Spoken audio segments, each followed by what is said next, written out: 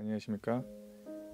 이번 시간에는 포스트 모던 작가로 알려진 포스트 모던주의, 사실주의, 극사실주의 화가로 알려진 로버트 롱거의 맨 인 더 시티스라는 작품을 한번 설명해 볼 텐데요.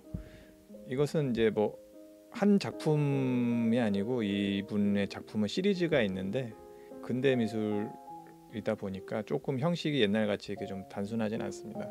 하지만 되게 유명한 작가고 화가이면서도 뮤직비디오 감독이기도 했고 음악도 하시고 또 심지어 영화 감독에서 영화도 찍은 그런 다양한 이력을 갖고 있는 분이에요. 그래서 요분을 설명하면서 모더니즘과 포스트 모던 이런 얘기를 잠깐 해보려고 합니다. 근데 제가 걱정이 되는 거는 일단 제가 그렇게 깊은 지식은 아니고 그냥 그림을 좀 좋아하시는 분들의 간단한 상식 정도 수준으로 말을 한번 해보겠습니다.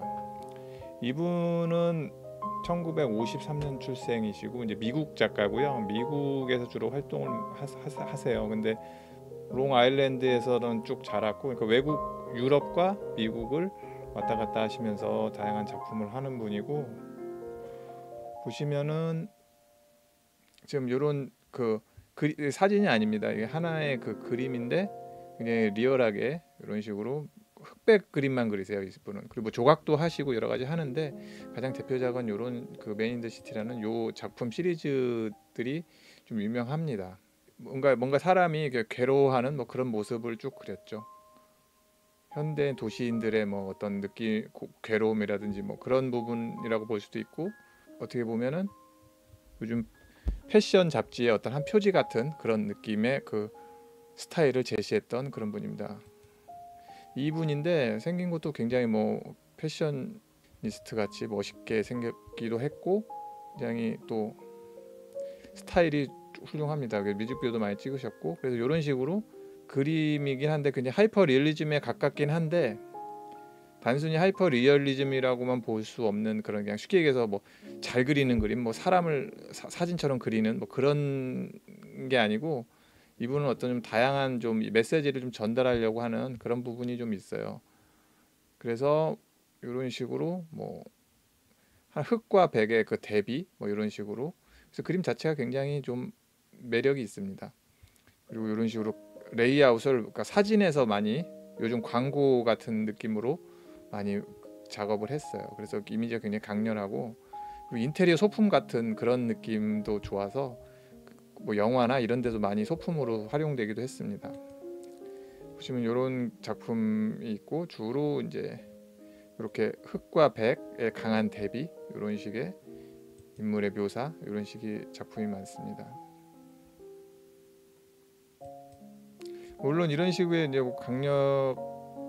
강력하게 묘사한 이런 작품도 있는데, 이분은 특징이 그림 자체 그런 거라기보다는 어떤 사진이나 어떤 클로즈업을 통해서 어떤 좀 메시지를 전달하려는 그런 목적이 더 강한 것 같아요.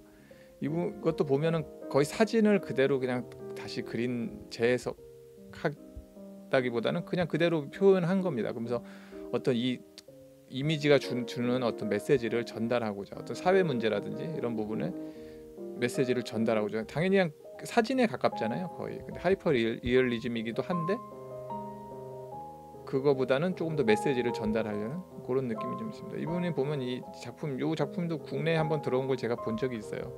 옛날에 전시회 한번 간 적이 있었는데, 작품 하나하나의 메시지도 있지만 이 설치, 이런 느낌으로 작품을 같이 하나의 어떤 공간으로서, 공간 예술로서 그런 느낌도 주고 있습니다. 이분의 유명한 작품은 이게 아메리칸 사이코라는 영화에 소품으로 사용했던 부분이고, 이런 식으로 다른 작품이, 이게 굉장히 이런 모던한 사회, 현대인의 삶에 잘 어울리는 소품으로 그런 작품이에요. 보면 다른 영화에서도 이런 식으로 작품으로 많이 다루고, 또 이분이 특이한 이력이 이런 굉장히 망작이라고 매니아 사이에서는 일컬었지만 요즘에 현대적으로는 재해석하고 있어요. 재해석돼서 굉장히 그러니까 영화 자체 그런 이분은 이걸 영화 감독으로 이걸 했는데 영화 자체 감독으로서는 굉장히 악평을 받았는데 그 영화 자체 재미없어요. 근데 저는 이 소재라든지 어떤 그 시나리오와 이런 부분에 그리고 영화 자체에서 주는 그런 요즘에 나오는 매트릭스 뭐 공각기동대 쉽게 해서 시대를 앞서갔던 작품이에요. 굉장히 소재에도 참신했고 이 영화 자체 이 키아누 리브스의 머리에 뭐 어떤 정보를 그러니까 저장 장치가 돼서 이 사람이 어떻게 전달해 준 뭐 이런 내용이었는데 좀 웃긴 게 그때 당시 굉장히 고용량 그러니까 이 사람 뇌에다가 정보를 담아가야 되는 정보가 너무 커서 키아누 리브스가 이걸 빨리 빼지 않으면 죽어야 되는 뭐 그런 상황이었어요. 그래서 굉장히 고통스러워 코피 흘리고 막 이런 거였는데 사실은 그 정보의 양이 160기가였어요. 찾아보니까 지금으로 말하면 뭐 그냥 뭐 USB에도 담아질 정도 수준인데 이때 당시에는 이 영화가 나올 당시에는 굉장히 큰 그 용량이라고 생각해서 뭐 영화에서 썼던 것 같은데 지금 보면 좀 약간 웃긴 그런 내용도 있었고 영화 자체의 완성도나 이런 부분은 그렇게 좋지 않은데 굉장히 흥미있는 소재여서 저는 그때 당시에는 영화가 뭔가 좀 밋밋하지만 소재가 너무 좋았기 때문에 재밌게 봤던 그런 기억이 납니다. 뭐 이런 식으로 뭐 데이터를 뭐 옮기는 뭐 이런 내용이었어요.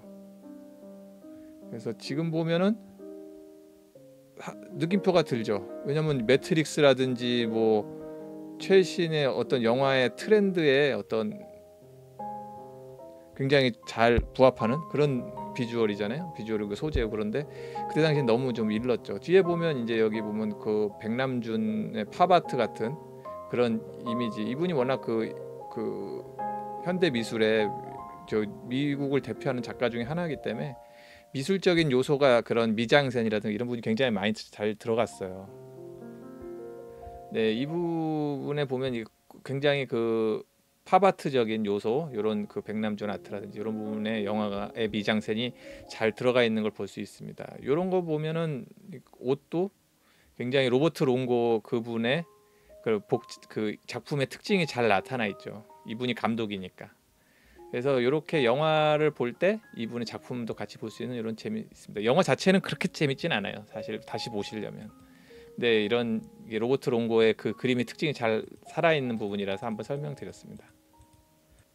이분의 그 작품을 얘기할 때 포스트 모더니즘이라든지 모더니즘 얘기를 잠깐 안 할 수는 없는데 왜 그러냐면은 이 당시 이분이 활동했을 때 70년, 80년, 90년 지금도 활동하고 계시긴 해요. 근데 한참 이분의 특징이 잘 살아있는 작품을 할 때 특징이 뭐냐면은 포스트 모던이라는 얘기를 많이 했었어요.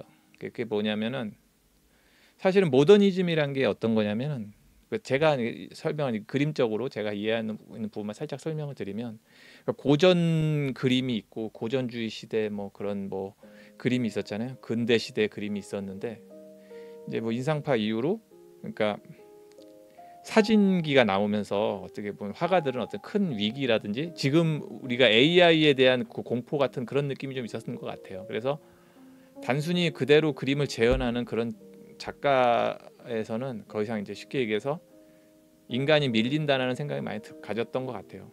뭐 다른 여러 가지 요소도 있지만 그래서 뭔가 새로운 돌파구를 만들기 위해서 그림을 뭐 큐비즘이라든지 뭐 야수파라든지 뭐 다양한 그런 활동들이 막 미국에서 유럽에서 일어나면서 그때 당시 이제 했던 게 이제 다양한 그런 쉽게 얘기해서 괴상하게도 그려보고 막 특이하게도 그려보고 뭐 좀 뭔가 좀 열정적으로도 그려보고 그러다가 뭐 미니멀리즘해서 굉장히 단순하게도 그려보고 막 뿌리기도 해보고 막 여러 가지 뭐 작업을 했잖아요. 그래서 단순히 구상 미술이라고 하는데 그런 사실주의 그림에서 벗어나서 다양한 그림을 시도하려고 했고 이때 당시 이제 그 정치 역사적으로는 그러니까 1차 대전, 2차 대전이 막 벌어져서 그 전에 그 진리라고 믿었던 많은 그런 문화들이 파괴된 거죠.